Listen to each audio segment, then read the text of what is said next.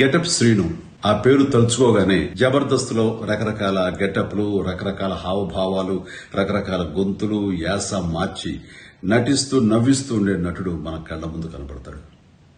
ఈ తరం యువ కామెడీ నటుల్లో నాకు ఇష్టమైన నటుడు గెటప్ శ్రీను. ఇప్పుడు తన హీరోగా వస్తున్న సినిమా రాజు యాదవ్. ట్రైలర్ చూశాను. ఏదో కొత్తదనం తప్పకుండా ఉంటుంది అనే చూసిన నాకు బాగుందనిపించింది. శ్రీను చూపించిన అభినయం మనల్ని నవ్విస్తుంది, కవ్విస్తుంది, వినోదపరుస్తుంది.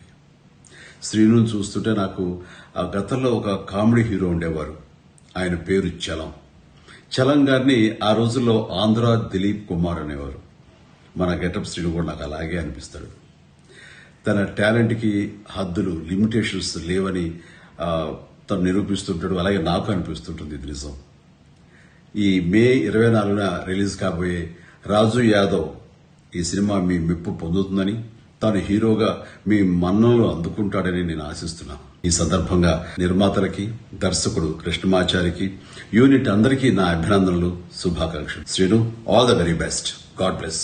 గెటప్ శ్రీను ఆ పేరు తలుచుకోగానే జబర్దస్త్లో రకరకాల గెటప్లు, రకరకాల హావభావాలు, రకరకాల గొంతులు, యాస మార్చి నటిస్తూ నవ్విస్తూ ఉండే నటుడు మన కళ్ల ముందు కనబడతాడు. ఈ తరం యువ కామెడీ నటుల్లో నాకు ఇష్టమైన నటుడు గెటప్ శ్రీను. ఇప్పుడు తన హీరోగా వస్తున్న సినిమా రాజు యాదవ్. ట్రైలర్ చూశాను.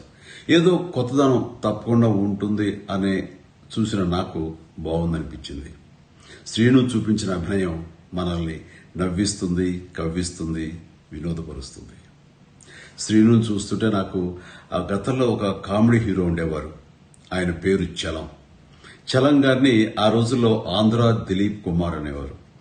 మన గెటప్ శ్రీను కూడా నాకు అలాగే అనిపిస్తాడు. తన టాలెంట్కి హద్దులు, లిమిటేషన్స్ లేవని తను నిరూపిస్తుంటాడు. అలాగే నాకు అనిపిస్తుంటుంది. ఇది నిజం.